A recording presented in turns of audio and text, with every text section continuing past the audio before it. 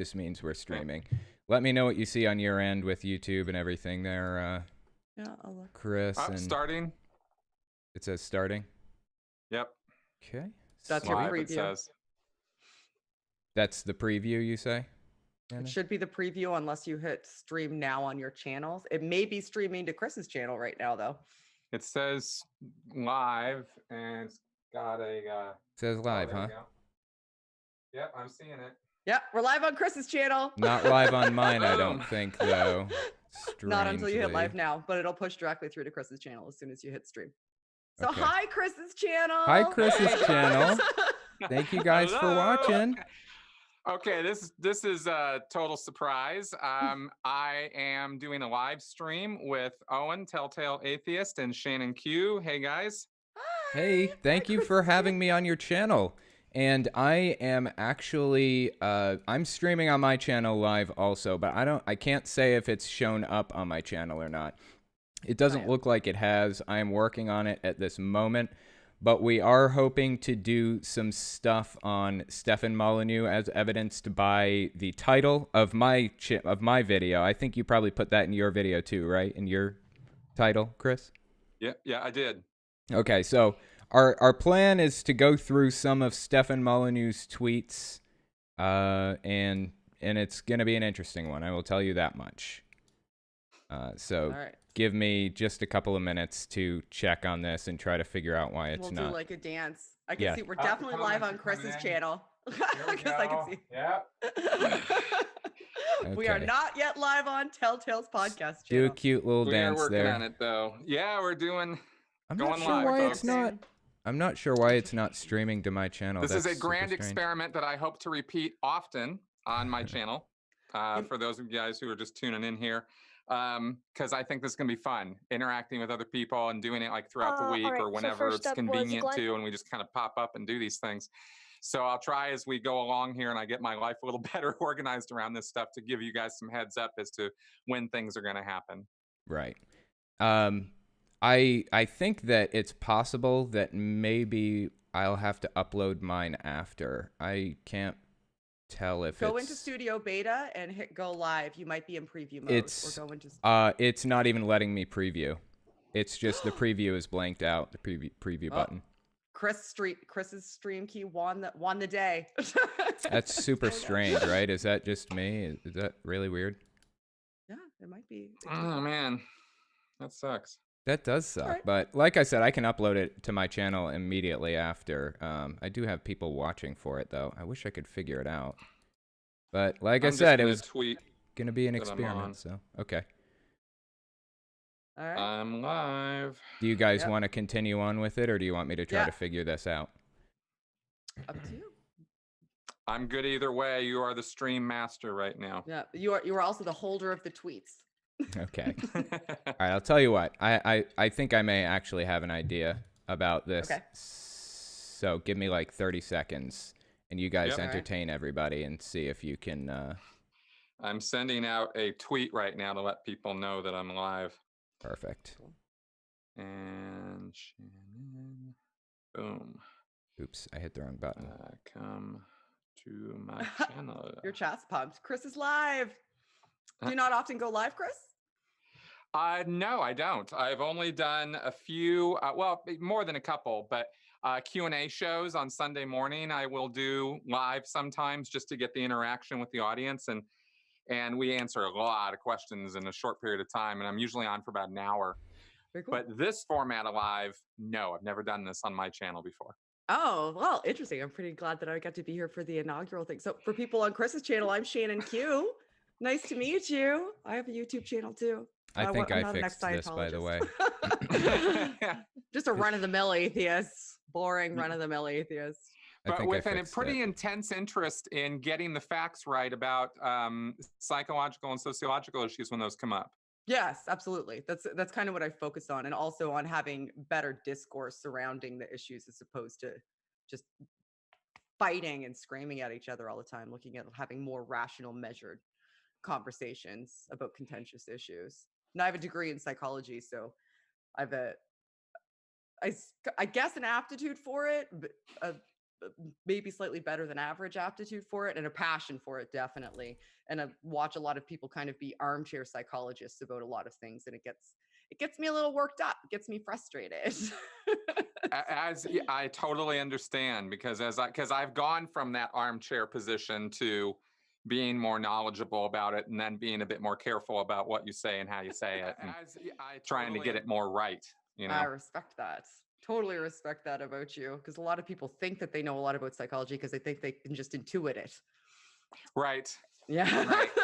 Exactly. And with what we're learning now, turns out, yeah, no, it's more like quantum physics up here. Compared to what you're thinking is going on, it's quite different. So it's fun to learn about this stuff. There's a lot of fascinating science and chemistry and philosophy that all interject with with one another and overlap. I love the philosophy of mind and studying neurochemistry, like all of that stuff. Yes. How we work, how we operate. It's fantastic. It's one of the reasons I think that religious people tend to be so distanced from psychology, is because once you really look at the intersection of science and the mind, it's very, very difficult to even conceptualize what a soul might be when you start to really drill it down and look at it in a finite way. And that's a big deal. Exactly. Because what what I'm reading about, at least what I'm hearing, what I'm learning that they're learning is that, there's no place up here for like, okay, where's the causative agent? Where's the spirit? Where's the soul? Where is it? What's it doing? How do we, there's nothing there to indicate anything like that. Everything is accounted for. Especially when you look at the destructive factors of demyelination events. So if you look at even just demyelination events, things like dementia and Alzheimer's and multiple sclerosis, and what they can do to what your conceptualization of you is, when you realize that just minute changes in the physiological construction of your neuroanatomy can have such dramatic impacts on who you are and the control you have over who you are. And those are physiological changes, not mental activities, physiological changes. You can't deny the physiological tie between the manifestation of who you are and the mental and the meat that's in your head. Exactly. Hard to wrap your head around. But I know, right? Because it's so complicated up here. 86, billion neurons. I mean, that's a lot. Yeah. That's a lot of neurons. Every time I start thinking, and then to find out that maybe, this was the latest one for me, was finding out that this ideal state of man that I grew up with included the idea that you would have a full recall of every moment of your life potentially available to you. Like eidetic memory, right? Or, fully photographic memory in 3D, because Hubbard would claim that that perception was remembered in a three-dimensional, array. So, wow, I didn't know that. Yeah. And you talk about like shedding old beliefs and getting rid of, the cultic indoctrination that just sets in, and even 6 years out now from working on this, I'm still finding stuff that I'm shedding. And this eidetic memory thing was one of them. I was like, always had this kind of fixed idea that was how things were supposed to be, and your brain actually was capable of that. And if you look at a brain with that idea in mind, you're going to come up all thumbs, because that's not how it works. That's not how memory works. Oh my gosh, no, your memory is garbage. I'm sorry. Got it fixed, guys. I think we're in good shape. If you want to start in on everything, channel? We are. I had to jump through some hoops and things, but it looks like we are in good shape. So yeah, it's not at the same link that it was before. Sorry, guys, but yeah, there you go. It should be fixed. So I'll tell you what. All right. Oh shit! I just realized something. I had something up on my screen that. Okay, never mind. We're in good shape. All right. Sorry. Okay. Apologize, guys. I started freaking out a little bit there for a second, but we're good. Let's switch over to the screen share so that we can take a look at some of these outrageous tweets.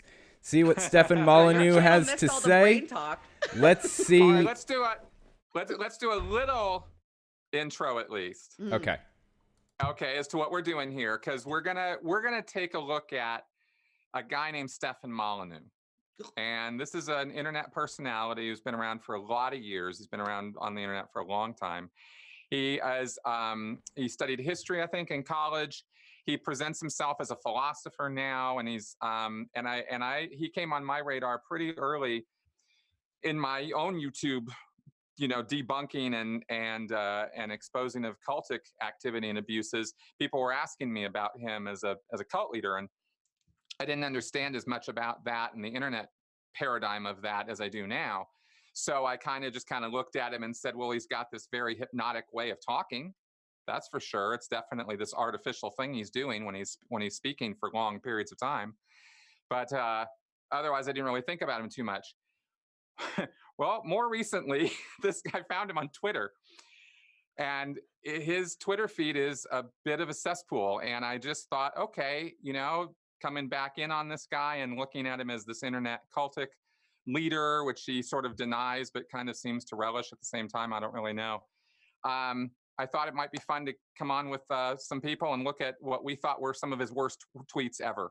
Exactly. And that's hard to narrow that down. I'm not going to lie. Yeah. So just give you guys a little bit of context here. Let me pull the tweets up. It's a tough task, man. We were trying to come up with 10 tweets each, but all three of us got to like tweet number 6 before we literally broke our phones. And I noticed that Shannon actually named her files that she sent us. Do you swear on your channel? Yeah, go for it. She named them dumbfuckbag1.jpg, dumbfuckbag2.jpg, all the way to number 5 or 6, I think. So anyways, of course we had a little bit of overlap, so I cleared out the overlapping ones, and we should be good to go. So we'll start with Chris's, and we'll see what Stefan Molyneux has to say for himself. Here's number 1. If Jews are white, then Jews are the wealthiest and most privileged whites. That means white privilege, like hating the 1%, is actually a dog whistle for anti-Semitism. I reject that utterly. What do you think about that one, Chris? What are your thoughts? My thoughts were, I was very confused by that. I had to read that tweet a few times, and I then had to see other tweets around it to realize that he's been on this real weird anti-Semite thing. And he had this whole series of tweets about this and how Jews are whites, or are they, and what about, and tying it in with white privilege and anti-Semitism. And it was this really toxic brew of weird ideas all floating around this basic concept of Jews being bad people. Mm-hmm. I think he's got this idea that they're the ones who hold they're the puppet masters who hold all the finance strings of the world, and it's just a bizarre way of looking at the world, because I can tell you for sure that their Jewish ancestry is not the first and foremost thing on the mind of international bankers. Right. It's a really outrageous situation, and I actually heard him say a while back in a video, I'm sure it's out there, if you just go to YouTube you can find the clip, but he said something to the effect of, he went to like Poland or Denmark or something recently, and there was no crime, there was no hatred, no calls of white privilege, and he was like, I'm not a white nationalist, but yeah, exactly, but I'm an empiricist, so it may be in with a chance. It's like, that's not even a dog whistle at this point. Did he tweet that? No, this is in video form. You can actually find it and watch it. Stupid mouth. It's still out. Okay, so I was afraid I missed it in the Twitter feed. Wow. Oh man, he said some gems. Well, it would blend right in eventually. Like, one of the things he does before we move on from this one that I've noticed, and Chris brought it up briefly, is he frequently brings up white privilege because he wants to rile against the concept of that being anything. Yeah. And then conflates it with being Jewish, knowing that anti-Semitism is bad, and hiding behind anti-Semitism being bad, to then propose a stereotypical view of what a Jewish person is, which is in and of itself anti-Semitic, in order to say the idea of white privilege is anti-Semitic because I'm conflating white privilege with the stereotypical view of Jewish people. Right. Thus, since I reject white privilege, that means that I'm doing so because I'm not anti-Semitic. But does that by proposing a stereotypical anti-Semitic perspective. It's this very strange using Jewish people as a shield while being bigoted against them so that he can justify further bigotry. It's an extremely strange mess. He's like, yeah. I want to comment here, just since it's coming up, and this is a really good point you're making, Shannon. To add to this, that something that I've noticed throughout his replies, because he'll get into arguments with people, or he'll give little mic drop, tweets in response to people criticizing him. And I noticed that his defense has a lot to do with language and how he uses it. And he criticizes other people for seeing things in his language that he didn't intend, or didn't, I didn't really say that. You're just making this stupid claim. And I noticed that he's careful about his language so that he always has, or can give himself or invent some kind of backdoor or escape hatch from criticism. It's a manipulation tactic. Yep. It's a higher level. If I was going to put him on a spectrum or a gradation, I would say it's a higher level cult leader skill.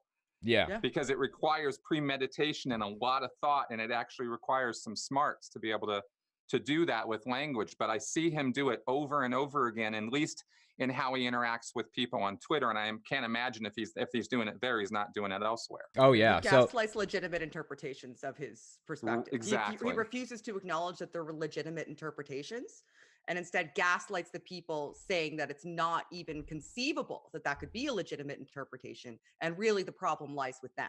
Yep. And the most comical bit about all of this is that he put philosopher as a description in his Twitter bio. I don't think it's there now. As of like a few days ago, I think it's gone, but he called himself. That's like embarrassing, man. So anyway, I'll tell you what. Let's look at a couple of others here. Let's look at the next one. See what this guy has to say. All right. I'm already all mad. Here's the next one. It says, people who are bad at debate. Okay, let me just read the retweet. It says, Russian bot, I'm noticing a consistent pattern with your critics. Fuck off, you ugly old incel, cult, non-human. Am glad that you have X problem completely unrelated to this debate in life. These people are, at best, idiot hypocrites, at worst, looking like complete psychos. And he retweets that and says, people who are bad at debating but can't admit when they're wrong are usually abusive. Do we have thoughts on that one? The reason I flagged that one is because it was the least self-aware tweet I had seen him send out. Right? There you go. That's a good one. That's a high bar, actually. Yes, that is a high bar. Turtle, that's a pretty high bar. That is awesome. Something else, I want to be super careful what I say here because, I only want to say accurate and 100% true things, but his wife was a therapist for a while. Do you remember hearing about that, Shannon? Did you hear about that? No, okay. She was a therapist, and she got into some trouble at some point for encouraging patients to shun people who, under some circumstance, any circumstance, it's wrong. So anyway, yeah, that's something to keep in mind. I think they both got in trouble over something related to that. Anyway. Yeah, what I read on the on some wiki about him was you just don't talk about his wife. Right. At this point, like, don't bring her up. Nobody talks about her, and that's just how that's going to be in Molyneux world. Right. Of course. Not knowing any more than that, I found that an interesting point. Right. It is extremely interesting. There's a really weird dynamic going on in this guy's life. Right. But anyway, okay. Next one. Somebody says, people always call Jesus a socialist, but in reality, he heavily promoted charity. However, Jesus also criticized materialism, which often arises in prosperous free markets. So it's hard to say if total free market capitalism is Christian supported or not. I think it mostly is. And then Molyneux responds, "Thou shalt not steal. Socialism is theft." That's an That is interesting really one. reductionist. Yeah, exactly. That's Yeah. so reductionist. No nuance. You know- Nuance. No, it's kind of like only a Sith deals in absolutes, Yes, exactly. Oh my God. Seriously. Really? Yeah. It's like black and white, us versus them, good versus evil thinking. It's one of the points on the Byte model. It's black and white thinking, just like that. That's right. Okay. And the whole and also, of course, the view, the sort of the libertarian or extreme end of socialism is theft. It's not theft. That's not what it is at all. It's Right. like he just drops that, like, well, obviously. Right, and exactly. it's a total mischaracterization of the entire concept. Right. We can talk about the end results of it or what each country has, what's happened in each country that's implemented it, but the fundamental ideas behind it is not based on theft in any way. It's actually giving money back to the people and giving the power back to the people. Now, that may not be how it plays out in reality, but that's what it is on paper. So, And also, if you extrapolate out his logic, I would have to assume that he believes that socialism is theft because you're taking money from one person to redistribute to the group. Yeah. By that logic, any society or any political structure where there's any form of taxation at all, which is all of them, yeah. is there be theft. So by his standards, really any political ideology that involves any form of taxation is theft. It's just a matter of scale, which would mean nuance, but fuck. Oh yeah. See, there is this reductionist thing where taxation is theft, and Right. honestly, I live in a society. I drive on the roads. Right. My kid goes to the schools here, and everybody has to have their car registered and inspected and everything, just like I do. There are protections I get from government. And I'm okay with paying taxes to make sure that society continues running. That's really fine with me. So, Well, somebody pointed out something today. This isn't my original thought, but I thought it was a really good, really well worth repeating, because I don't hear it that often, is, you're going to pay more in taxes if we had, say, universal health care or something like that as a program. Yeah. But you're also going to be paying a lot less, Yes. if anything, Exactly. right, that you're paying now for all the medical stuff that you're paying for. Like, all that goes away. Yeah. I have zero medical bills. I'm Canadian, right? So I paid 33% of my income last year toward health insurance. And that's standard. That's not like, oh, I had some medical emergency. That's just what I have to pay, period. Like the premium plus the deductible. And I actually did pay out the deductible. Give me 1 second here. I'm just going to switch headphones real fast, okay? Oh, okay. Yeah, those arguments really drive me nuts because they're very individualistic arguments. Yes. I don't agree, therefore, this entire... He's an atheist, but he's one of those atheists that appeals to Christianity because he feels that it has utility, and that utility to him is a form of social control, which I would argue is a poor utility because you don't want to use any sort of indoctrination as a form of social control. That's like, when you say that out loud, that's not good, right? Having people having a set of ideologies that makes them more malleable for where he's a selfish asshole. Right. I mean, to, beat around the bush a little bit. I'm sorry that for a second people will not be able to hear you. Okay. Like I said, this is my first time multicasting, so give me just a second to switch things around. Right.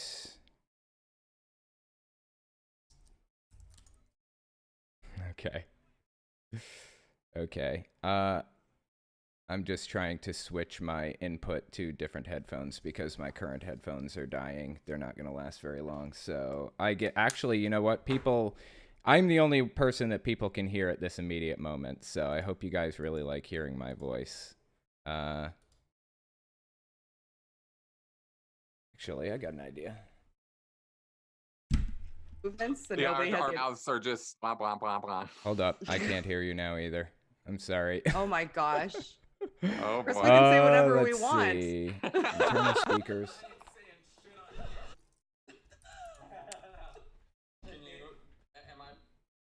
Nope, not yet. Display port, no. Built-in output, no, that's not right. I know, I'm sorry guys, this is kind of confusing for me. All at the same time, they're like, you can't use the platform you've always used automatically to live stream, and also it goes here now and nothing makes sense anymore. Also, they must be break all the plugins and specialist sites and always like kind of helped.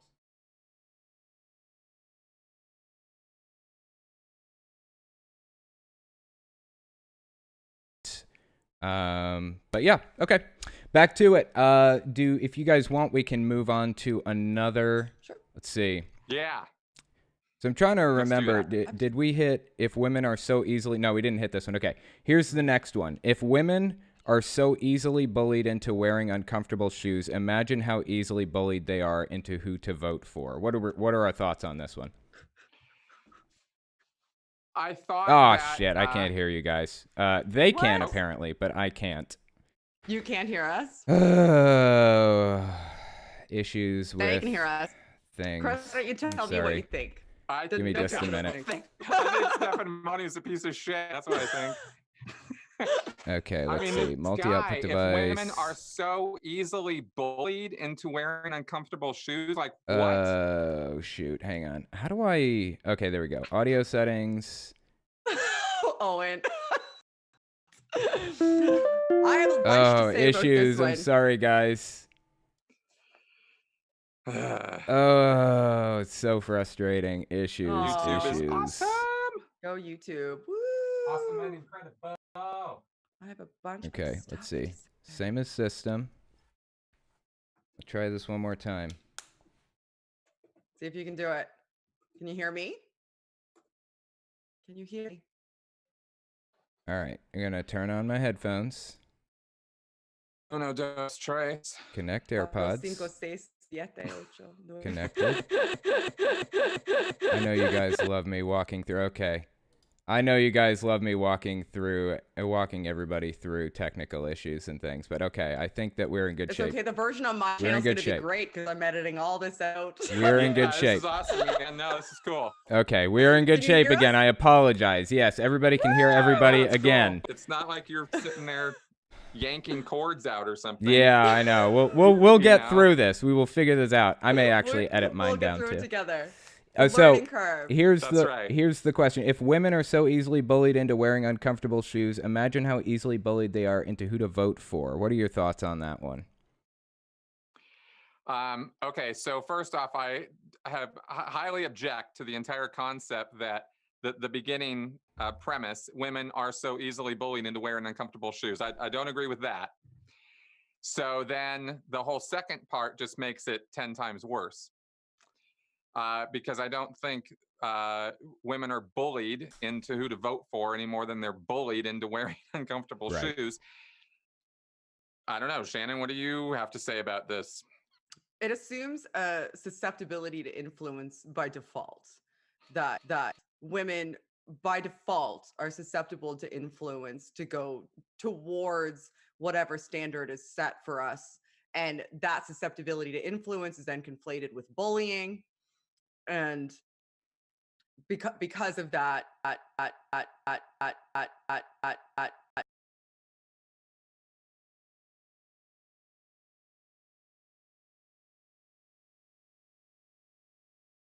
wear high heels, if barely at all, for that reason, because they're uncomfortable shoes. And I choose to not wear uncomfortable shoes, not because I'm not going to be bullied, but because I have other options.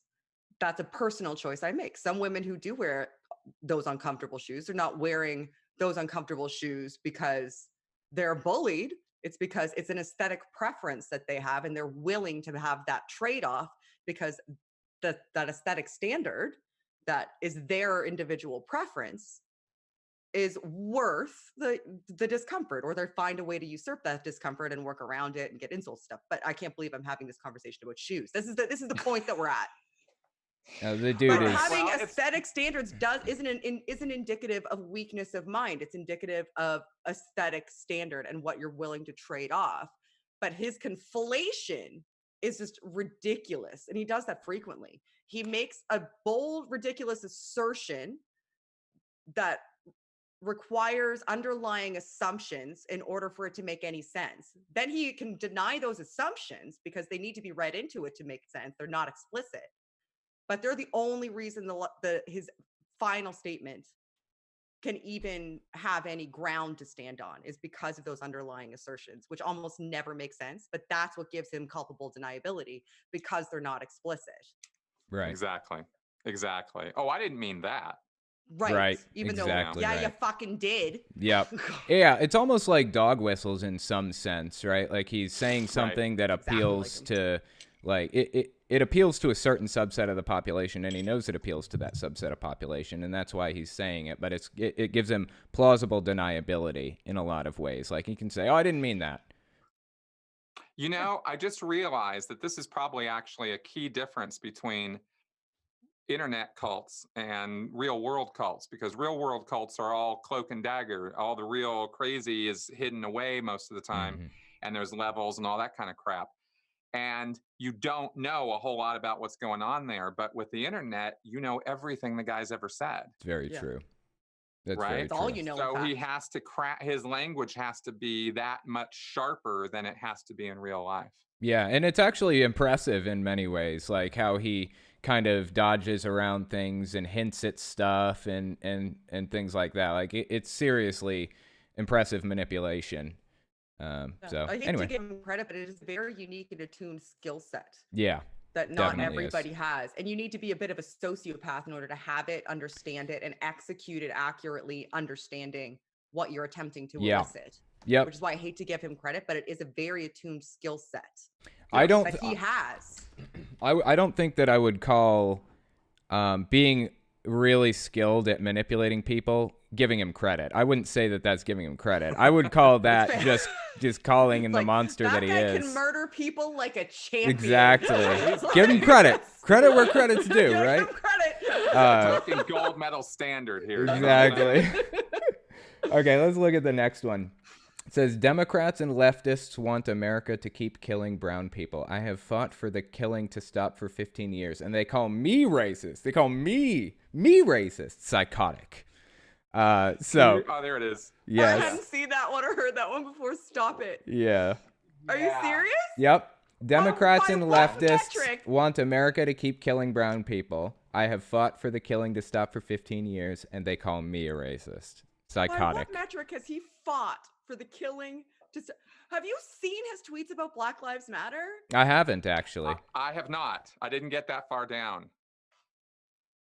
What does he say? Give us some insight. Firmly on team #Blue Lives Matter. Right. That. Just like went outright. And like unironically, like full on using it as a rhetorical device for manipulation. Like, of course, that's his MO. That's his MO. Right. Yeah. Because yes, of course, Blue Lives Matter. Police lives matter. Yeah. But he leaned into it. Yep. In order to use it as a rhetorical device to play on the extremes. Like, yeah. He does that a lot. He proposes the extremes as the only reality. And then the extreme that's more towards his side, he works to normalize so that it seems more reasonable than the other extreme on the opposite side. And he proposes that that's the only view on the opposite side, yet this one's more nuanced. Yeah. Right. One of my commenters actually said she thought, I'm sorry, I'm barely seeing the comments as I'm going here, which is why I keep going out of frame. Right. But suggested that maybe that first line had to do with abortion. Democrats and leftists want America to keep killing brown people. That one? Yeah. Interesting. Yeah. I just switched back to it so the audience can see it again. I mean, it's just, to me, that just speaks of... sorry. No, I'm so sorry. I was just going to say that would make sense because I have seen him tweet stats about how abortion is disproportionately harming Black populations because Right. Black teenagers are getting pregnant and more often than other people. So that I can see him using that as a pivot point by saying, I made all these racist posts about Black people in order to fight for pro-life. Therefore, I've been fighting for Right.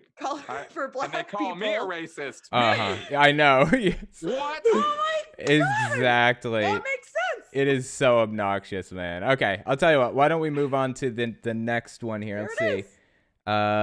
He says, somebody said women were very important members of society.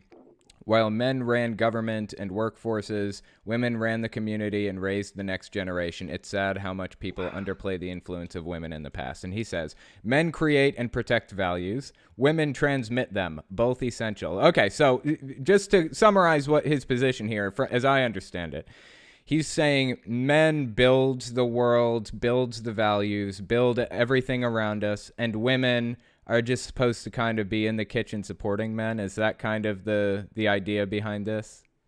Yeah. How do you tell? I mean, and that's just the surface level understanding. Yeah. So go ahead and lay it on By the me. way, that was Beck Sand, by the way, who made the abortion thing. Very I just wanted nice. to give Good callback. that Yes. shout out there. Yeah. Thanks. So, Shannon, I want to know how you feel about Stefan Molyneux saying that women are supposed to follow men's lead and in setting values and protecting them. This harkens to traditional gender roles, I think. Mm-hmm. Yeah. He's it's subtle. Real. So subtle. Subtle as a tractor. Right? Yeah. So men, like even just the first statement that men, I can't see the tweet on the screen that we're looking at, but the men create values essentially. Yeah. You can't see the tweets? It denies the fact that women have an equal contribution in the ongoing dialogue about what constitutes a moral society. It essentially says that they're not a part of that dialogue. The men are that dialogue, with women removed from that dialogue. And your job as women, after we decide what values are, is to teach our kids what those values are. That's your role. You don't get to decide. You don't get to contribute. You get to transmit to the children because your job is the children. Right. And then those male children will continue that cycle and the female children will continue transmitting. Right. It also removes the fathers. Like if I was a father, I'd be a little bit pissed off because that removes the fathers from being active contributors to their children's perceptions of society and the values that society has. Yep. Like as a father, and he is a father, if I understand correctly, wouldn't that be aggravating to you? Like, aren't you cutting yourself short even in like just looking at that one specific role, the role of raising children and imparting values onto children? You're suggesting that that's a woman's job. You're removed from that. Your job is elsewhere. Your job is not with the children to impart values onto them. That's what you're saying there. That's right. That's job, true. Not yours. True. I think, I mean, the way I read it is worse because I think that he's just taking the women out of any, he says both essential as some sort of an attempt at a saving grace that, hey, they're both, we can't live without both of them. Well, the kids would just die. Yeah, exactly. I mean, but clearly he's got this hierarchy here. Yeah. And it is funny how he aligns with Christians because they'll definitely align on this point. Mm-hmm. At least when you get into some of the more fundamentalists with the umbrella of protection and the father, and all that. So that's what this brings to mind for me, at least. Right. And so much, it's like, the father is the head, the mother as the manager of the home and the children and that whole thing. Yeah. I actually drew a picture of that for one of my videos at one point, but yeah. Was it the umbrella thing? Yep. Yeah. It was the umbrella thing. It's pretty obnoxious. Okay. Well, I'll tell you what, let's take a look at the next one. It says, I don't want to. I know. We will power through this for the sake of information. Be brave, Shannon. Be brave. Yes, exactly. I don't want to do it anymore. He says I'm so weak. I'm easily bullied. Oh, just give it time. It gets worse. You think it's bad now. I know. We haven't even got to the ones I picked Buckle in here. It says, we all know the score. Women were all for the Equal Rights Amendment until they learned they might get drafted. Men got to vote because they had to register for the draft. Women got the vote, dodged the draft, and voted for free welfare money, pensions, and health care. Thoughts? Give me a minute. Dude. I mean, wow. I read this and I almost fell out of my chair when I read this one earlier. Because he's like, this is so accusatory, right? This is like women as a whole, as a group. You know, they all got away with not having to get drafted, not having to have any real responsibility for society, is somehow what he interprets being eligible for the draft. He's done so many tweets about the fucking draft. Oh, I know. And he's Canadian. And we don't even have one. Good point. Right. And well, this is because he had that one about, well, it might come up, you know, the one about how, you know, you have to sit down, right? Because you're not eligible for a draft. It'll come up. Yeah. So, you know, so we all know the score, right? Like we all, like, here's the dog whistle right there. We all know the score. This is how it is. We're so put upon that we're the ones who have to go fight in the wars, and that's what entitles us to have the vote. It's kind of an interesting Heinlein type attitude from Starship Troopers, you know? Yep. I agree with you. And like I said, it is going to get worse, and that one is going to come up, and we'll all have a good laugh and cry simultaneously probably when it comes up. Okay. So, all right. So those were... As I said, we actually, we all three went through Molyneux's, hang on, actually, let me switch cameras here. We all three went through Molyneux's stuff individually, found some tweets that were rough, and so everybody sent them to me. I compiled them. There was some overlap, so I removed some of them. So let's move on to Shannon's set of tweets. This is dumb fuck bag number 1. So let's look at dumb fuckbag number 1 and see what he says. I hate to break it to you, but women are much less economically productive than men because women are on average physically weaker, slightly less smart, and often disabled by childbirth. Disabled? Okay, fascinating. What are our thoughts on this one? What are your thoughts on this one, Chris? Chris didn't look at mine beforehand, I can tell. I did not. Surprise! Yeah. Well, okay, the first thing I want to comment on is this guy is this like IQ. I mean, he takes this idea of IQ and he turns it up to 11. I mean, it's all throughout his tweets about how women on average have lower IQ than men. And I would challenge what statistics he's using, because when you do a worldwide survey of IQ, you get different results than you do when you only look in one country and zone. And most surveys are national or local or whatever. They're not international. The other factor, of course, is that IQ is a fool's game, because what the hell is it measuring? Right. It's measuring crystallized knowledge. What if you're using the Wechsler or the Stanford Binet, it's not measuring aptitude. It's not measuring like a level of knowledge, is what you're saying? It's measuring a level of crystallized knowledge. So it's measuring what you're able to look at now. So I'll give you a prime example that comes from my coursework when I was in psychology. When I was doing my honors seminar courses, I studied perception pretty heavily, and one of the courses that I took had to do with perceptual cognition and personality development and intelligence. So there was 2 courses because it was a big enough group of us that were graduating that we were split into 2 classes. We both took a baseline Wechsler, which is a type of IQ test. Mm-hmm. One of the courses pushed the study of Euler diagrams. Euler diagrams are a diagram that you can use in order to visually dissect a syllogism. And syllogisms are heavily leaned on in IQ tests. So my class, the class that I was in, we pushed that part of the curriculum using Euler diagrams up. And then both classes, after we did that, retook the test. Same class. It was only like a month and a half later.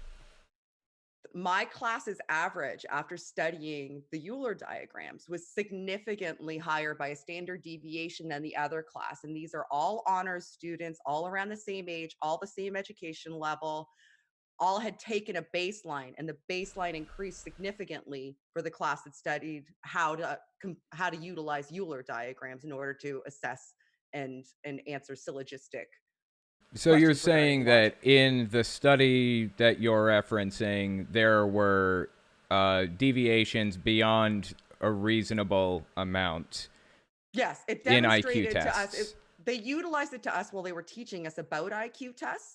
They utilized it to show the two classes that it's not measuring what your aptitude is. It's not measuring what you're capable of knowing and demonstrating knowledge of. It's just showing what you are able, in this small compartmentalized test, what you're able to demonstrate knowledge of now. Because once we were able to use Euler diagrams to dissect syllogisms, which are heavily utilized in Wechsler IQ tests and the Stanford Binet, we skewed significantly higher than the other class by a standard deviation, even though our baselines with the other class that didn't learn that skill started the same.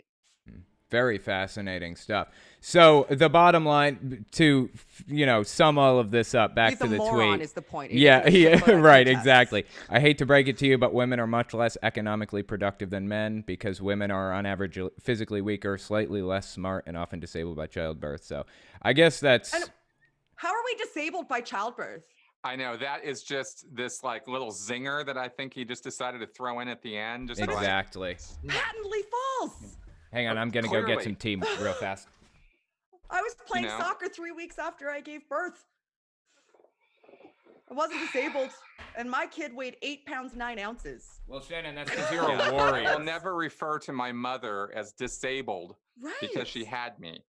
I mean, give me a break. Shannon is a Women are warrior, capable and of functioning obviously... after having children. We're not disabled.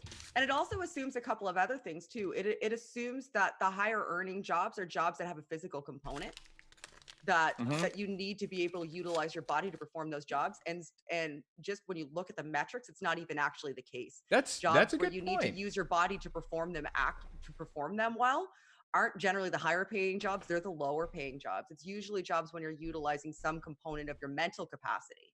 Yeah, that's So super whether or not fascinating. you Like white become collar versus physically blue collar. disabled is irrelevant anyway to higher earning jobs. So that that point is irrelevant to ultimate earning potential. Like his arguments are so dumb. When people look at them and they're like, "Yeah, that's right. Speak truth to power, Stefan." Yeah. I'm like, "You're an idiot." That's what it's about. He Did thinks you that read he's what he speaking said? truth. Yeah. He thinks that he's laying it on the line, saying things nobody wants to hear but are true anyways, and he's full of it. Okay, let's... Well, so, he is right about the first part.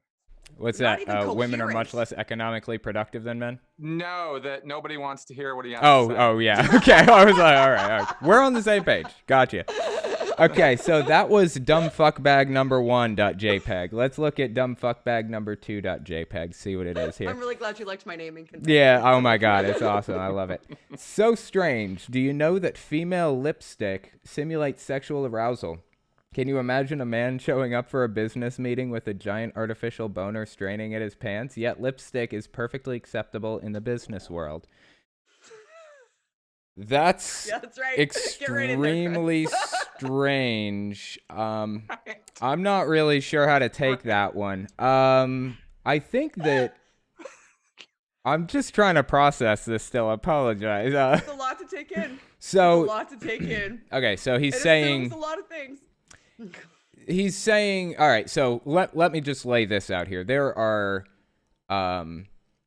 there's a difference between, there are levels of degrees between different presentations of sexual arousal. So, you've got pupil dilation and things like that. Pupil dilation is not the same as just a rager, right? They're very, very different things. I don't really know what to say about this. Like, so he's Different orders of conflating magnitude, perhaps. Yeah, so he's conflating two extremely different things here. Is he saying women shouldn't wear lipstick to the office? Is that what he's saying? Or is he saying women shouldn't be in the office? Or I think he's going towards women being in the office is a sexual distraction to men, and utilizing the fact that women wear lipstick as evidence, because the only reason he can think of that a woman might wear lipstick is in order to perform some sort of sexual display with the idea in mind that you're attempting to attract but me. men wear like ties and button-up shirts and cufflinks, and they get their hair done when they go to a business meeting, and I would compare all of that to wearing some lipstick. Like, it's all the same, basically, right? You're trying to improve your appearance. The point about the sexual arousal point, though, right? Right. What do you think about it? Yeah, Chris, Well, what do I you think it's patently ridiculous. I don't think, if anything, that's a subconscious marker for us. And Right. it also has taken, culturally, we also understand it and are raised with understanding that lipstick is something women do to accentuate their lips, because it's an aesthetic we all have learned to like. Yeah. Right. Which is separate from the whole reproductive process. We don't, when we're in heat. Right. Okay. That's an okay way to say it. When we're in heat. That's a good way. That explains a lot. It could be, but it's not about smells. For us, it's a lot more about sight and sound, So Yeah. this is kind of like bringing some minutia of biology out, and then saying exactly like the point you made, and then let's raise the bar to 11 exactly. with the hard on. Yep. I mean, come on, dude. This is called false equivalency to the max. Yep. And something else I've noticed too is he uses like evolution a lot to try to prove his points. But it's like a reductio ad absurdum kind of thing, where he will say, this is a pretty fair example. So he'll say that baboons, have bright red asses when they're in heat, I think, right? And correct. And this is exactly the same with humans, but that's not actually. I can't tell you if that's true or not. I think it's possible that bright lipstick is just a social thing, not like if you go to Africa or Japan or some other country that doesn't really use lipstick, and you put lipstick on, would they automatically find that attractive? I don't know that they would. Is that inherent in us?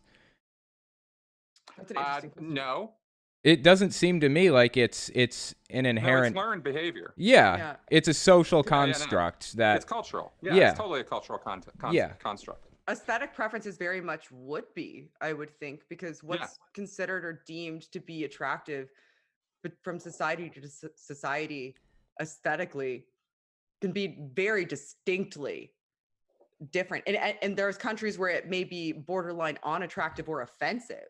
Right. So it can't unilaterally right, have that exactly conclusion be drawn. I can agree. And let me throw one more thing into the mix just to bitch slap Molyneux for a second here. Okay.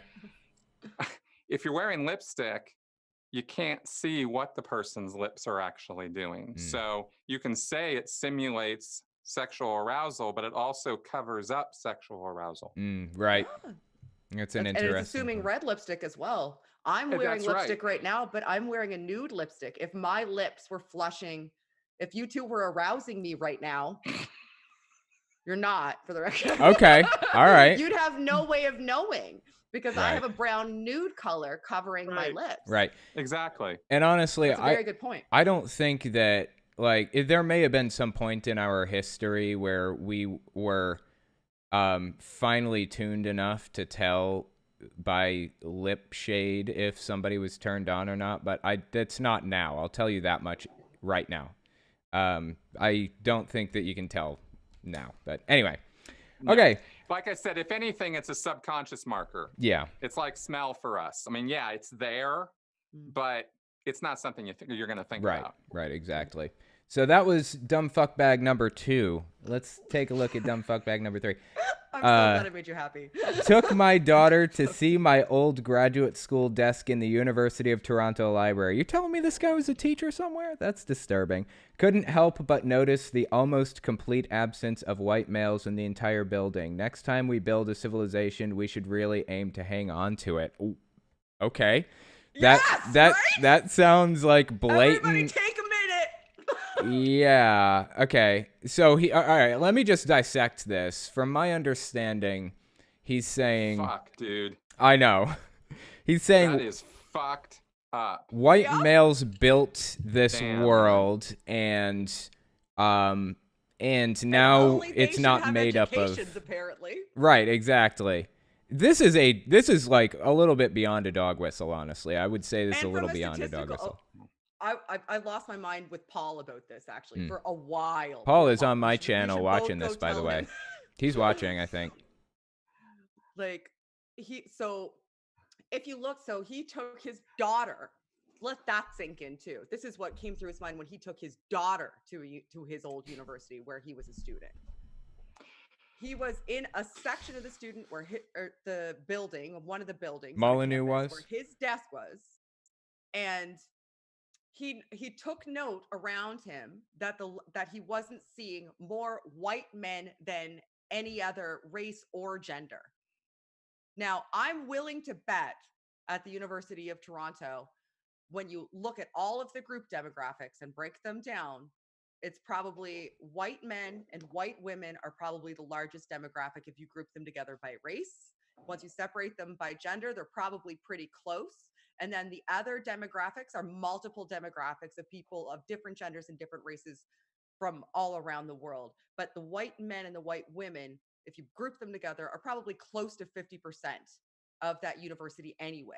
So what he's essentially saying is because men, white men specifically, who are still a large demographic, aren't the largest demographic at that university, overtaking the women, overtaking everybody from a different race, overtaking anybody from any gender, that means that the society that we built is degrading and breaking down. Right. That's a pretty good assessment of it, I would say. What do you think about it, Chris? Okay, so yes, everything you just said. I will point out that again, the language is crafty, so he's not making definite statements. He's only implying things. You know, he states these facts and then he lays out this last line that sort of could be misinterpreted, right? Right. But clearly, you know, we're talking about white racial purity here. You know, this racial divide, you know, diversity is inherently an evil, bad, horrible thing. It is a civilization destroying thing. This is a theme that also runs through his tweets. Diversity and forced diversity is a bad thing. It's against the natural order of things, is I'm sure how he might go about saying it in Molly speak. So, you know, that's kind of what I see in this. Is I see a very, very, very racist and you know, sort of ethnocentrist sort of with a mindset. little salt and pepper of misogyny, just for good taste. Oh, just to sprinkle it in for flavor, just sprinkle it, and I'm sure there's some transphobia sprinkled all over somewhere that as well. in there. Yeah, I'll tell you, man. It's all part of the diversity picture, right? Yeah. This kind of goes back to what I was saying before, where he was saying he goes to like Poland or Denmark, and it's largely homogenous. It's basically all white people, and there's no crime, no calls of white privilege and all of that. But I'm an empiricist, and so white nationalism is in with a chance with me, is what he says. You know, so it kind of shouts out to that again. But all right, let's look at the next one. It says, like, you almost get the idea of Hitler, you know, from beyond, going, so there's a chance. Oh yes, exactly right. It's outrageous.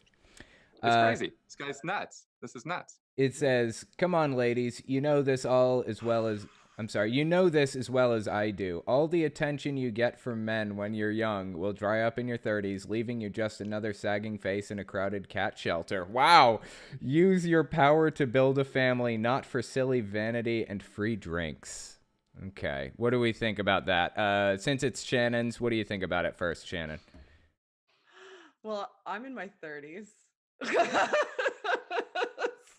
You're still just as alive and vibrant as you were in your 20s, so. Yeah, and even if I wasn't, it wouldn't goddamn matter. His consistent conflating of a woman's value with her ability to be the stay-at-home mom in a nuclear heteronormative Yeah. family is infuriating Yep. to me, because he's telling me what it is about me that makes me valuable and what I should find valuable in myself. And if I deviate from his conceptualization of what makes me valuable, then I should really feel sad about myself, because my life is going to be awful and I'm going to end up alone and sad, because the only way I could be happy is if I'm with a man and I have children and I raise those children and they love me and take care of me when I'm older, because I guess I shouldn't have a job or friends or a social life or any sort of other construction or education that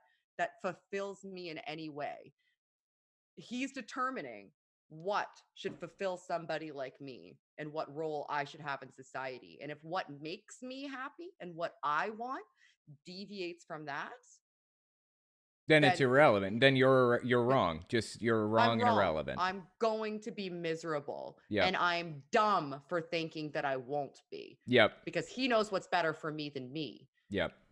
And it's really a callback to that whole evolutionary past thing. Women's only value is to have children and take care of them, and men's only value is to provide for those children and for the wife or whatever. That's what it boils down to with him. Yeah. I'll just comment on the first line of the tweet. Come on, ladies, you know this as well as I do. This is, I mean, the condescension's alarming. It's thick, yeah. Yeah, it's real thick, right? But it also speaks to the fact that he thinks that we're all in on this big, exaggerated delusion that we all know is really just a delusion: diversity and equal rights, and considering that women are as valuable as men in society, and not just for certain roles, but for whatever role they want to play. All these things are just a pretense. We're all just putting this on. It's against our real nature to be this way. Come on, this. Come on. Yeah, exactly. It's You're not really happy. You're it's not like, really Jesus, fulfilled. man. Yep. Yeah. Exactly right. Okay, let's take a look at the next one here. Okay, so he was retweeted by Donald Trump Jr. This is getting fascinating. Found yeah. that one. Yep, sure Yep. did. And So- it was great. Stefan, but you can compete in women's sports. Oh my God. And then Donald Trump Jr. says, solid point, laughy face. Oh, what a messy. Thoughts? This one was yours, Shannon. Do you want to go again? I think his transphobia is so explicit that it's palpable, and it's the thing that he tries to hide the least. Yeah. And he knows that having dialogues regarding women in sport is contentious. Yeah. And he's utilizing that in order to simultaneously be misogynistic and prop himself up, because he gets a lot of criticism for being an abject fuckbag when it comes to his misogyny. So he's utilizing his transphobia on a very contentious issue that people who aren't transphobic may well have an opinion that's nuanced about. To say, hey, there's nuance here that people are acknowledging. So how come people aren't acknowledging my nuance? Like, if you can be a trans woman and compete with women in sports, he's conflating a trans woman with a man in order to make this point as well. That means that you're a man who is with women and acting like women and doing women things. I am also a man. How come I can't have an opinion and have it be acknowledged? Yeah. So he's utilizing his transphobia on a nuanced issue to be able to say, hey, it's okay for them, but it's not okay for me. And essentially, we're both men, so why isn't that okay? Yeah. Like, there's so many layers of his shit. Like, there is no marginalized group. Like, unless you're a white dude, this guy's your enemy. Yeah. I think that there is a nuanced conversation here. And he is boiling it down to the absolute basics in every way and being done with it. So yeah, It's just toxic. It's not good. It's not helpful at all what he's doing here. And Donald Trump Jr. isn't helping either. So is that a fair assessment, you think, Chris? He's usually so balanced. I know, yeah. Yes. I know. Don Jr. is usually the smart one, right? Right? Yes, exactly, right. That's actually a fair statement. Right. I actually have come to think of them as they are portrayed on Saturday Night Live. Oh, I don't think I've seen that. Oh, That's you're good. missing out, man. 'Cause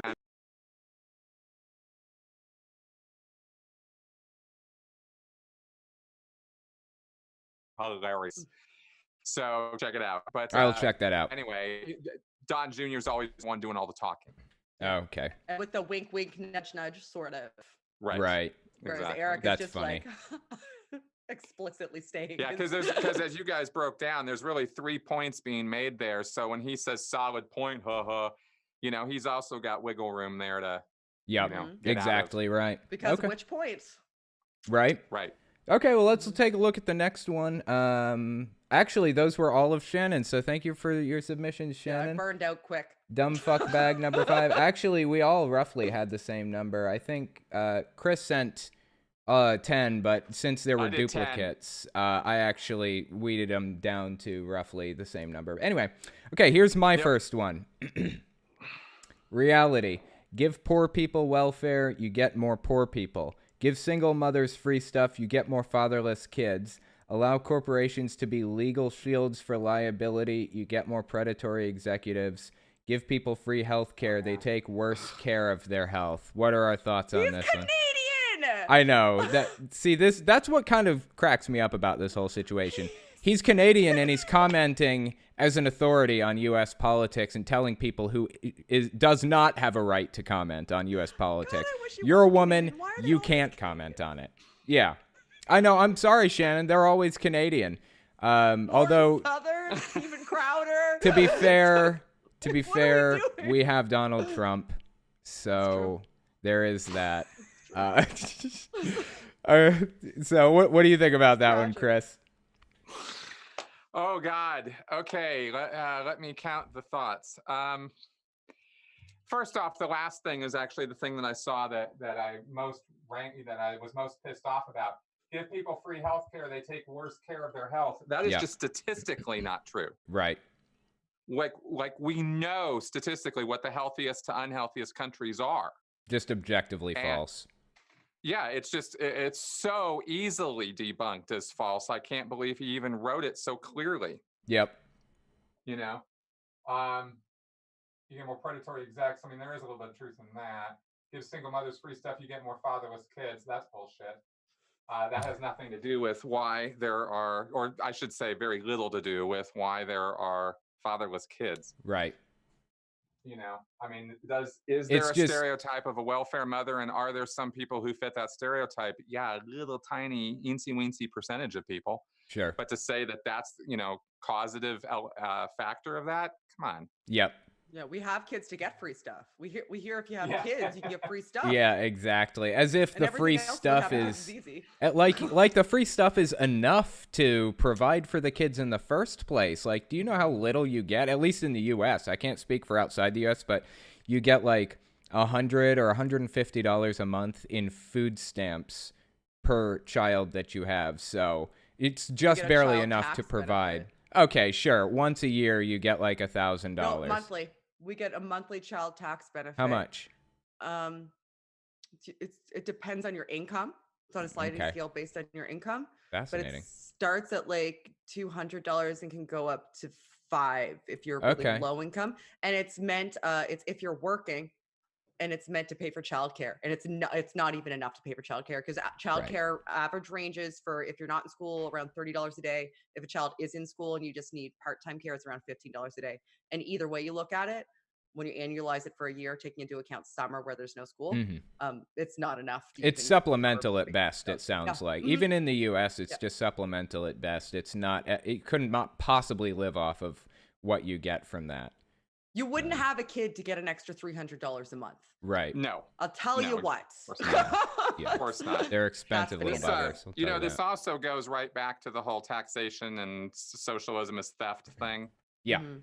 I mean, basically, this is just a big protest. This is a series of rationalizations or motivated reasoning that he's come up with to rationalize this core belief that he has that taxation and socialism, anything, that's not, it's all mine.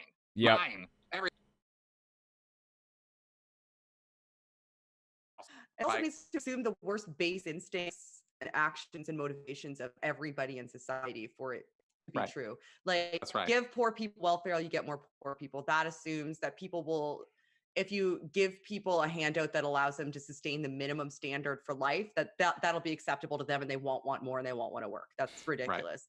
If you give single mothers free stuff, let fatherless kids, that assumes not only they'll have kids to get stuff, but they'll go out and actively seek people that they're just going to leave, because apparently they'd have to leave the fathers for this to be true. The fathers wouldn't be leaving the mothers. The mothers would have to leave the fathers for that statement to make sense. So you would have to go have kids just to get a couple $100 a month without anybody else there to support you. The corporations, I'm not sure about. And the last one assumes that if somebody has free and open access to healthcare, they won't take care of themselves because they can go get it taken care of. But if they have no healthcare, out of panic, they have to take care of themselves better because they don't have the ability to get well.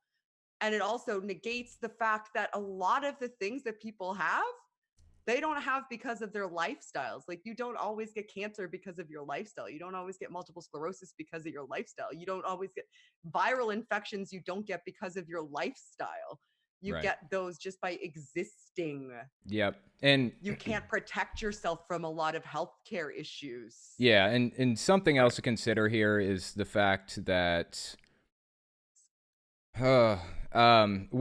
Take a minute. Okay, I was debating whether I want to get into draw this whole thing out or not. I feel like it's going to be productive, so I'm going to.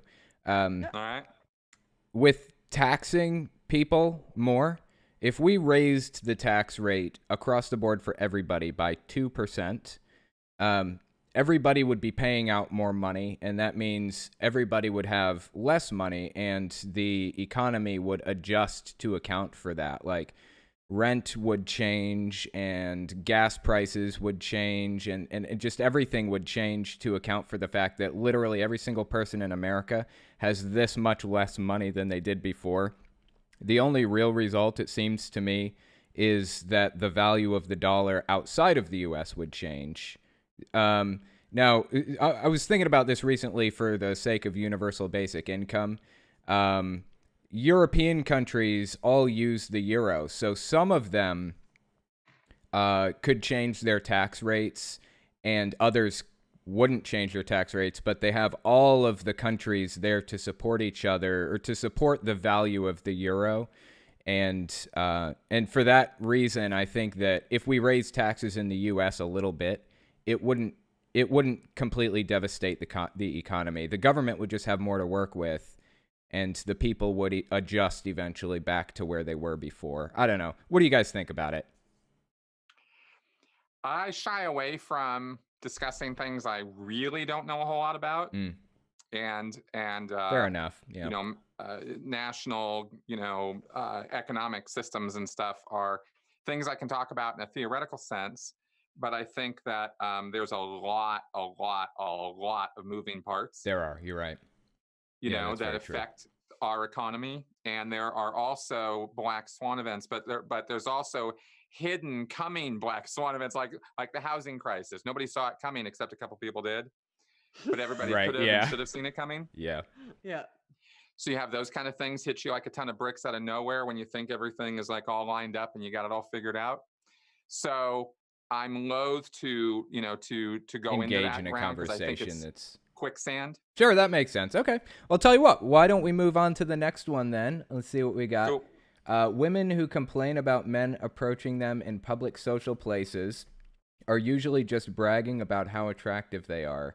Women who complain about men approaching them in public social places usually just bragging about how attractive they are. It's like men complaining that people only like them for their money. What are our thoughts? What do you think about this one, Chris? I think it's 1,000% pure projection on his part. I think the bottom part is his reality. Like, that's one of the reasons that he complains about things. That's hilarious. And then he just dumps this on women and throws in the misogynist twist just for fun, because that's what he likes doing. Because he really does not like women. I know. That's how it seems, right? Like, I don't know what the guy's doesn't. deal is here. What do you think about it, Shannon? I think that I think it would be undeniable to say that there isn't a subset of women who say, "Oh my God, guy was approaching bars and it's crazy. Like, leave me alone because like those women exist. I've met them. They've been like, but it's a legitimate thing to say, that guys approach you aggressively in bars. Like, I don't think there's anything wrong with a guy coming up to you and saying, "Hey, what's up?" And you saying, like, I'm with somebody, or I just kind of want to be alone. And they're like, "Okay, cool," and walk away. That's different. But for him to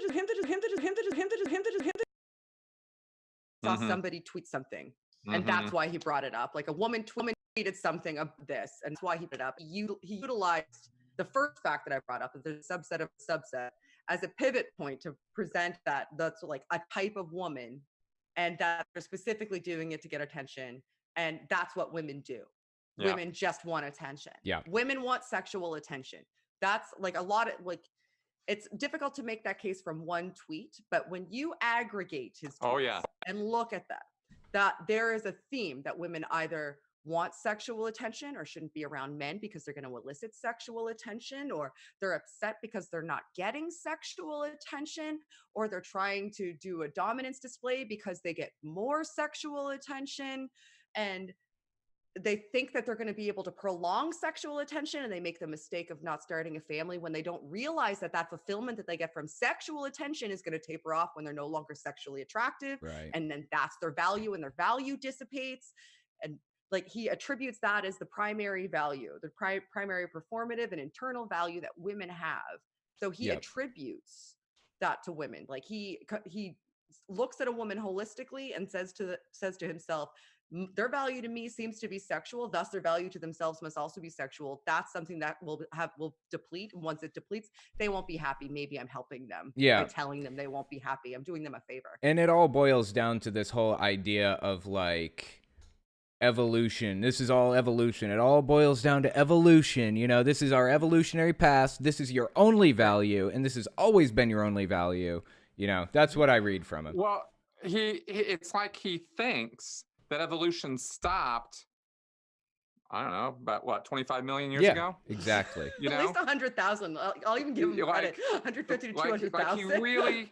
Like he believes that the level of nuance that exists in a not even a Babono, troop or something. I mean, like in a lion pride or something. Like, he thinks that's the level of biological and neurological interaction that exists between human beings. And if we were that, then these broad statements would be more accurate. Even then, they still wouldn't be totally accurate, but they'd be closer to the truth. But we're not that. We have evolved, and we've got all kinds of other things. We got all kinds of bells and whistles and toys that we can play with that lower orders of life form don't have. And so we're able to think thoughts they can't think. We're able to do things and socialize in certain ways that they can't. And he doesn't seem to recognize that any of that ever happened. Yep. I agree with you.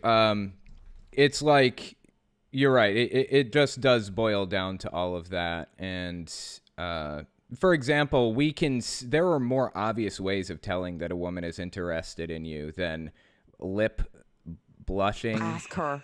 Yes. Oh my God. Just ask her. Yes.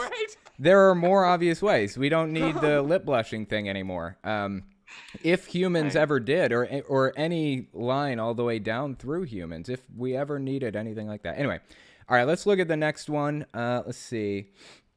If a superficially unattractive man approaches an attractive woman, she perceives it as an insult, since people of similar attractiveness usually end up together. And if she gets offended at the implication that she is less, she's less attractive. You have about 5 seconds to change her mind. Okay, thoughts on that one? That's why the incels like him, right there. Yep. Yeah. I think I actually responded to him on this one. I can't remember what I said, but this is what gave me the idea to do this project in the first place, was looking at this tweet. It's a pretty obnoxious one. Just to summarize, it's and correct me if I'm wrong here, if you guys see it differently. I'm getting if you are ugly, then the woman is insulted that you would find her interesting. If you're attractive, then she's not insulted that you find her interesting. In my experience, I've never known a woman to be insulted that you find her attractive. I've known women to be insulted that you act like a dickhead or in some obnoxious way. If you act like an idiot in some obnoxious way, then yeah, she's going to be a little miffed at how you're acting right now. But being friendly with her or anything like that doesn't... See, here's the big issue to me. This is what I see with Molyneux.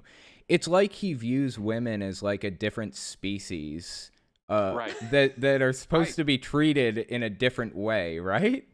Mm-hmm.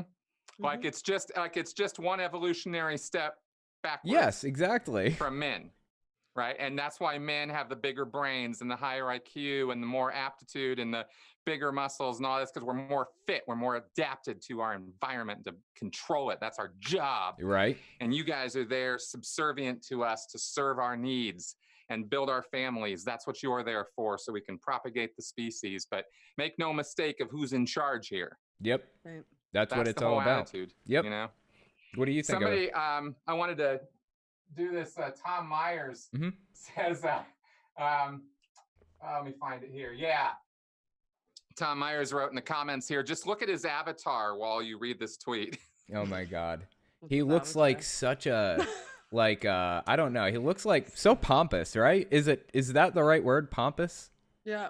Smug. Would you describe that as a superficially unattractive man? Because I would. Yeah, that's a fair point. That's a good point. I just also thought, s- dude, speaking from experience here, like what, you know?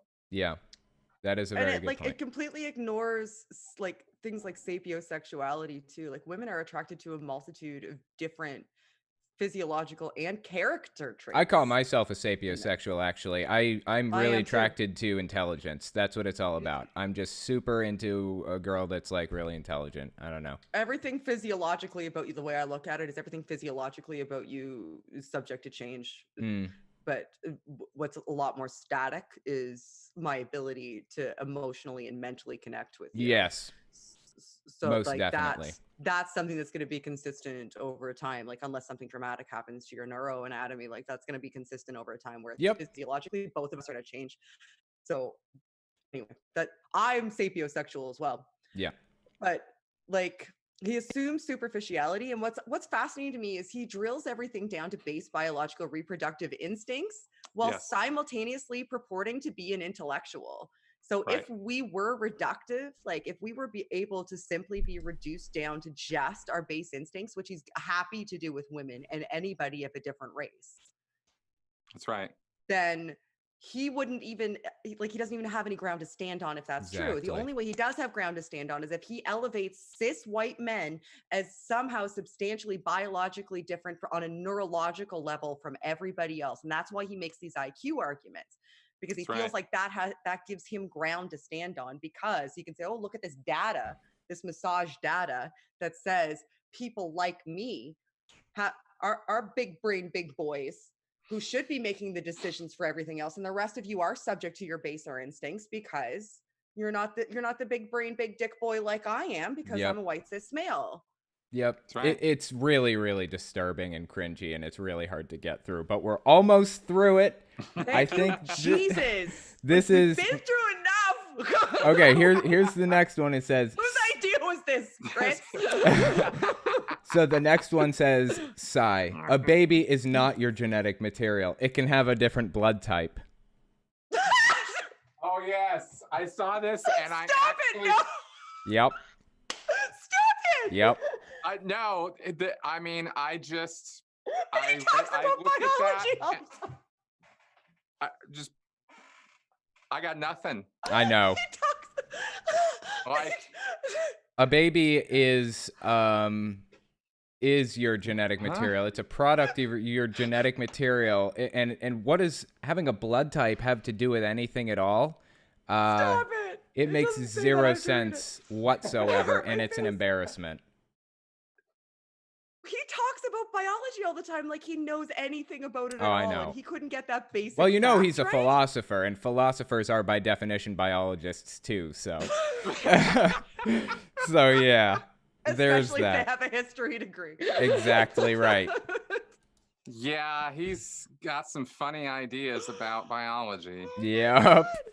Okay, so That's- that one was That was actually comedic It can, gold. it can have honestly, different I think. color eyes too, so you know what? He's Yeah, probably right. Exactly. Okay, let's and look everything. at this. Is a need to be second different from the gender. last one. This is a second from the last one. It says, "Hey leftists, frack right off with this concern trolling about radicalization, quote unquote. Communism killed over 100 million people, but you love having thousands of communists indoctrinating the young in universities. You love ideologies that lead to violence. You just hate opposition." Okay, let's break this one down. So this is what I'm seeing here. He's conflating all people who hold any kind of left-wing ideas of any sort with communists to start with. And extremists. Yes, they're extremists by default. I'll just come out and say up front, I'm left-wing. I'm pretty left-wing. I voted for Bernie Sanders in the 2016 election. Probably going to vote for him in this one, too. And I stand for a good number of his policies. I voted Hillary in the general. I know that probably get me some hate, but honestly, she was better than Trump. I think we can say that with confidence now, or that's how it seems to me. At any rate, I'm not an extremist. I don't think I'm an extremist, right? No. Conflating what left you wing need with to do. communism. If you're trying to build a cult of personality, that's what you need to do, though. You need to Well, pander to the exactly. It's us versus extreme. them. Yeah, that's what You it comes need down to make the most extreme version of something. You need to point to the most extreme actors, and you need to make it seem as though that is the generalized, normalized version of anybody who's anywhere on that spectrum, no matter where they fall, Yep. Right. in order to get people enraged. Yep. And you generally do Exactly. that utilizing misinformation because people don't fact check, so that they're enraged by the juxtaposition, and the juxtaposition isn't even accurate most of the time. Yep. Well, this is where you tweet out, "Hey, Christians," and then say something horrible about inaccurate, about the Westboro Baptists. Yeah. Right. But it's all Christians, right? Yep. Conflating. Or it's all Trump supporters or racists, right? I mean, going the other way, right? I mean, it's the same Yep. stupidity because it's just not, it's empirically not true. Yep. We can argue over the statistics of those. No, You 100% can't, agree but- with you on that. I'm 100% with you. It's this whole black and white, us versus them, good versus evil thinking. If you're not on my team, then you're on the extreme end of the other team, and it's just not true. That's right. And if you And see it nuance, also you're an idiot. assumes, I'm sorry? And if you see nuance, you're an idiot to be dismissed. Exactly. Yep. This shit, what was I going to say? It assumes that the people on the left are fully aware of their nefarious purposes and deeds and evil heart, Yep. and we're just kind of pursuing this communistic agenda that he's inventing. Of all the words I would use to describe myself or any of my friends, communist would not even be on the list. Right. So this rhetoric is just incendiary. But he also does this thing of villainizing the left by telling his peeps, we're all fully aware of how destructive our belief system is because we see things the same way Molyneux does, and we're just evil, and that's why we're doing what we're doing. Yep. So it's just there's so much trickery going on in this thing. Yeah, I agree. He's like honestly a master manipulator. Okay, here's the very last one. And Thank Jesus. I actually have one right under it, but it's just the response tweets. And I just wanted to show the response tweets because I thought it was fascinating. This says, "Ladies, you can't be drafted. Sit down when war is discussed." Now, Shannon, before you respond to this, you already responded to this in Yep, tweet I sure form. Did. So let's just take a quick gander here at the response. I don't remember what I said. Dusty Smith did I said, say? "You are literally too old to be drafted. Doesn't that mean you should also shut the fuck up?" And then Shannon said, "And Canadians." So yeah, that's an extremely good point. He's saying anybody who is not qualified to fight in a war at that immediate moment shouldn't be having a part in the conversation at all. And he technically has no place in the conversation by that metric because he's Canadian. And also, we don't have a draft. Oh, no, you don't? No, we but had conscription in as he 1917. was quick to point out, in 1913, We had conscription. Hmm. You just signed it. over 100 years ago, Over 100 years ago, during you World little War I, whippersnappers. That's we had interesting. mandatory conscription. Every male between the ages of 18, I think it was like 18 or 17 and 35. So even by the standards of conscription 100 years ago, he still should be one of the people sitting the fuck down. That's super fascinating. Did not know that. Well, at any rate, those are his tweets. I think the dude is a toxic mess. And I honestly don't even know what to say about this guy. He's got this ideology that is completely absurd, and he's spreading it to people. And actually, people seem to be believing it. But one thing I did realize, one thing I learned, he's got 500,000 followers or so on Twitter. But a follow does not necessarily mean an endorsement. I follow Donald Trump to see all the stupid shit he says. So same with me. I follow Donald Trump. Take that for what you will. Doesn't mean that all 500,000 of his followers agree with him. But anyways, we were having a conversation earlier about something interesting. Do you guys want to continue that conversation, or we want to go through super chats? Sure. Yeah. I'm fine on continuing that. Okay, I'll tell you what. Sure. It's 11:30 where I am right now, so I'm going to get tired relatively soon. All right, I'll tell you what. Why don't we talk on this for about 10 minutes? We'll go through some super chats, then we'll call it quits. Will that work for you guys? Okay. Yeah. I'll start it out here. Should this guy be shut down? Should we stop him from talking? Why don't you give me your thoughts, Chris, first, and then we'll go to Shannon. Will that work? Yeah. So this was a question regarding censoring Stefan Molyneux on Twitter. He should be deplatformed, that sort of thing. And I've spent time talking about this, and I've really given it a lot of thought. And I have a very particular dividing line, which I can get into, but I don't agree with deplatforming people just because they have different ideas or because of their perceived bigotry, racism, sexism, hate speech, etc. And the encapsulated argument for why is because those are relative terms that are open to interpretation depending on viewpoint. And the argument that I make to people that might not seem like an obvious argument, but is what if hate speech became a thing? This vague sort of nebulosity of a definition of what hate speech is depends completely on the point of view. So according to what I do on YouTube or on Twitter, talking about Scientology, I'm exposing abuses and educating the public at large. But from the point of view of the Church of Scientology, that's hate speech. Yeah. And if so, we're going to get rid of all hate speech, because somebody's offended. After a while, there isn't going to be anybody talking. Right. I agree. So it feels to me like we have to go into situations understanding that it's possible that maybe we're wrong. If we don't go into situations with that assumption, then we're obviously going to want to shut everybody up who disagrees with us. And I feel like I can understand why. I can understand that desire. I can understand the feelings behind it, but it's not how a society moves forward, it feels to me. What do you think about it, Shannon?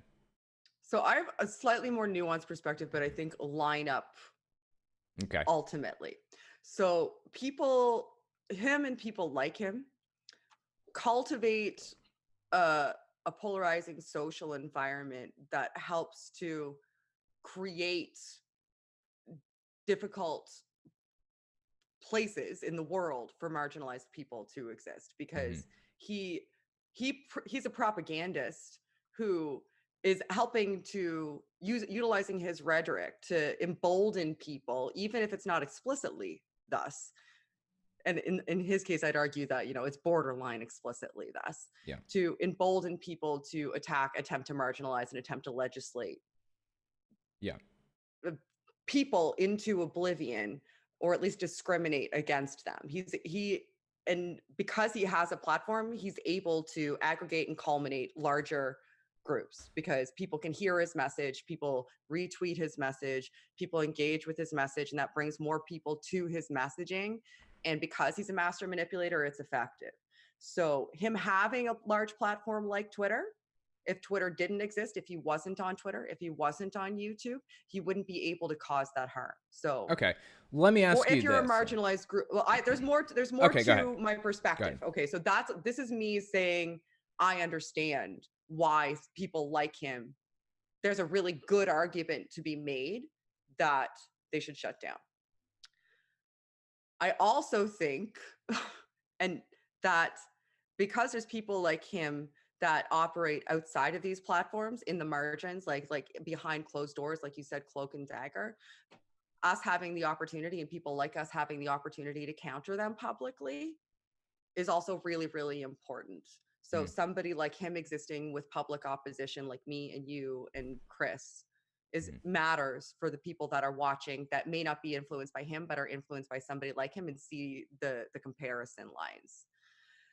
Now, when it comes to the discussion about free speech and platforming, again, I see a little bit more nuance. Like all of us are operating within the law. If we weren't, we'd be in trouble, right? So we're all we're all including him because he's so manipulative and calculated. We're all safe from that umbrella. So really, it goes up one tier to the businesses who are platforming us, and it's the law is essentially out of this discussion because if we were breaking the law would already be broken and we wouldn't be able to have this discussion because we wouldn't be here because we broke the law. So we are essentially debating whether or not businesses should give us and other people the opportunity to continue to discuss things like this on their platforms. Now, if they had more specific standards, those businesses had more specific, clear, and concise standards that were consistently adhered to, that is a better discussion, I think, to have. Because if you are engaging in dangerous, really, really dangerous rhetoric that's harming marginalized people, there's a valuable discussion to be had about how things like that can be stopped aside from just being countered. So if that's something that you're doing, if your entire purpose is to marginalize people, to spew hateful messages about people, should you be allowed to do that? If there was a consistent standard that protected things like that from happening, it wouldn't affect people like me because I'm not attempting to marginalize people. So I'm not in danger. But the standards would need to be consistent and they're up to the businesses and we don't run the businesses. So us even having these debates at best will influence society to talk to the businesses.